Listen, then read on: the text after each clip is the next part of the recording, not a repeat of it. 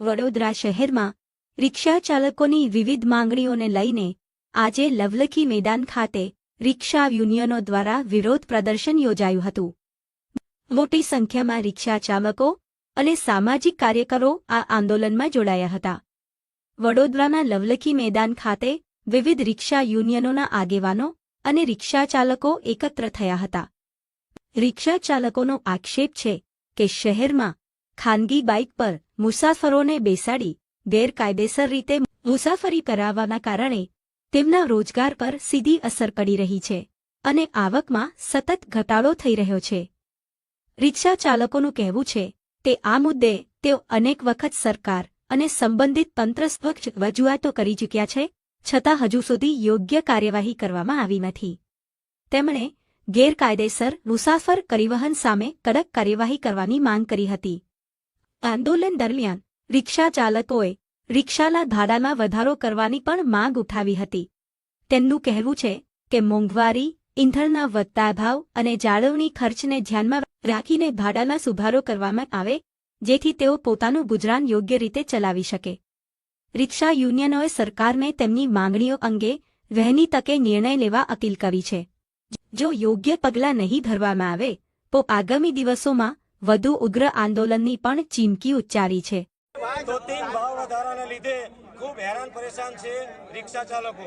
આજે ₹1 પણ સીએનજીમાં ભાવ વધતો હોય તો એની સીધી અસર, માઠી અસર રિક્ષા ચાલકો પર પડતી હોય. તો આજે વધતા ભાવ આસમાને પહોંચી ગયા છે. સીએનજીનો ભાવ પેટ્રોલના સમકક્ષ થઈ ગયો છે.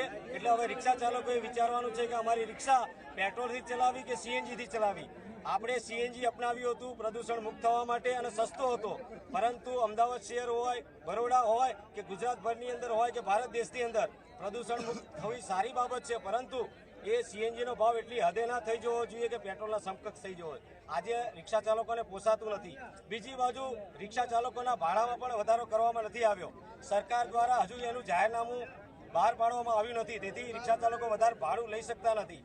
અને એક બાજુ જે અનલીગલી ગેરકાયદેસર સફેદ નંબર પ્લેટ ઉપર ટુ વ્હીલર ચાલી રહ્યા છે એને પણ બંધ કરવામાં નથી આવ્યા. તો એન કેન પ્રકારે રિક્ષા ચાલકો હાલ ખૂબ હેરાન પરેશાન છે. એમાં હાલમાં જે સીએનજી ગેસનો ભાવ વધારો છે એ પડ્યા ઉપર પાટું સમાન છે, કારણ કે રિક્ષા ચાલકોને પૂરતું ભાડું મળતું નથી અને આ સીએનજી ગેસનો ભાવ દિવસે ને દિવસે વધતો જાય છે. આપના માધ્યમથી અમારી વિનંતી છે સરકારને, જેમ બને તેમ જલ્દી રિક્ષા ચાલકોનું ભાડું જાહેર કરે, એનું જાહેરનામું બહાર પાડે અને રિક્ષા ચાલકો માટે સબસિડીઝ ગેસ આપવામાં આવે. જો રિક્ષા ચાલકોને સસ્તો ગેસ મળશે તો સ્વાભાવિક છે એનો લાભ જાહેર જનતાને મળશે, પેસેન્જરને મળશે. તો આપણા માધ્યમથી વિનંતી છે જેમ બને તેમ જલ્દી આનું નિરાકરણ લાવવામાં આવે, એ જ વિનંતી છે.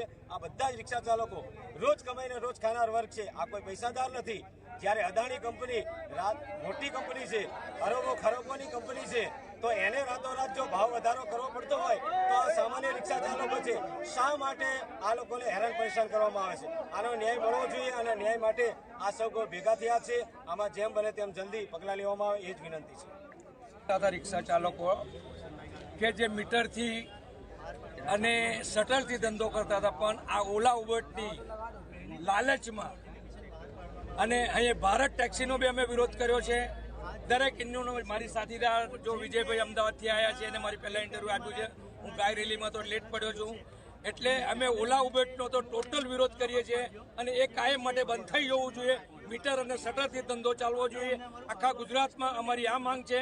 બીજી વાત કે અમારી જે સીએનજી ભાડા વધારવાની જે માંગ છે, આજે સરકારે નોટિફિકેશન બહાર પાડ્યું નથી અને હું ગુજરાત રાજ્યનો પ્રમુખ છું અને આજે મારી સાથીદાર જે વિજયભાઈ આવ્યા છે, અમે લોકો આજે રણનીતિ નક્કી કરીશું કે જો નહીં કરે તો અમે ગુજરાત લેવલ પર એકવાર આખા ગુજરાતના ઉપપ્રમુખ તરીકે હું હલતા ડિક્લેર કરીશ. મારા સાથીદાર જયંતિભાઈ જે છે એ સુરતના છે. 27 તારીખે અમારી મિટિંગ છે ગુજરાત રાજ્યની આખી ફેડરેશનની, એમાં આખા ગુજરાતનો નિર્ણય કરીશું. અને આ ઓલા ઉબેરનો અમે પહેલેથી વિરોધ કરીએ છીએ અને અત્યારે જે આ સ્કૂટર ચાલે છે, સ્કૂટરનો અમે પહેલા જ વિરોધ કરીએ છીએ, પણ આ સરકારની મલીભગત છે અને કંપનીઓમાંથી મોટા પૈસા ખાધેલા છે, એટલે આ લોકોનું મલીભગતનો ધંધો છે. પણ રિક્ષાવાળા જાગ્યા તેથી સવાર. અત્યારે જો રિક્ષાવાળાને જરૂર પડી તો યુનિયનનો સંપર્ક કર્યો અને યુનિયનવાળા રિક્ષાવાળા સાથે કાયમ રહેશે. છેલ્લા 40 વર્ષથી રિક્ષાવાળાની સેવા કરું છું. નવા છોકરા જનરેશન મને ઓળખતા નહીં હોય કે મેં આ આંદોલનો કેટલી વાર કર્યા છે ને કેટલી વાર રોડ પર હતો ને કેટલી વાર મારી ધરપકડ થઈ છે. દુબેજી આપ જાણો છો, સયાજી સમાચારના અજયભાઈ પોતે લેતા હતા ત્યારથી મારું ઇન્ટરવ્યુ ચાલુ છે. અને અનવરભાઈ, ઈશાકભાઈ, આ અમે વર્ષોથી આ ફિલ્ડમાં લડીએ છીએ અને અમે જિંદગીમાં કોઈનો પૈસો લેતા નથી. જ્યારે અમે કોરોનામાં બી પાસ મફત આપ્યા હતા ને હવડે બી અમે રિક્ષાવાળાનું કામ મફત જ કરીએ છીએ. કોઈ આટલા રિક્ષાવાળામાં જાહેરમાં બોલું છું, એક જણ બી એવું કહે કે મારા પૈસા લીધા. અમુક લે ભાગો યુનિયન છે એ લોકો પૈસા લે છે, પણ અમારી ઇન્ટુ કોઈ દિવસ પૈસા લેતી નથી. જીવનભાઈ ભરવાડ, ગુજરાત રાજ્યનો પ્રમુખ, વડોદરા શહેરનો પ્રમુખ.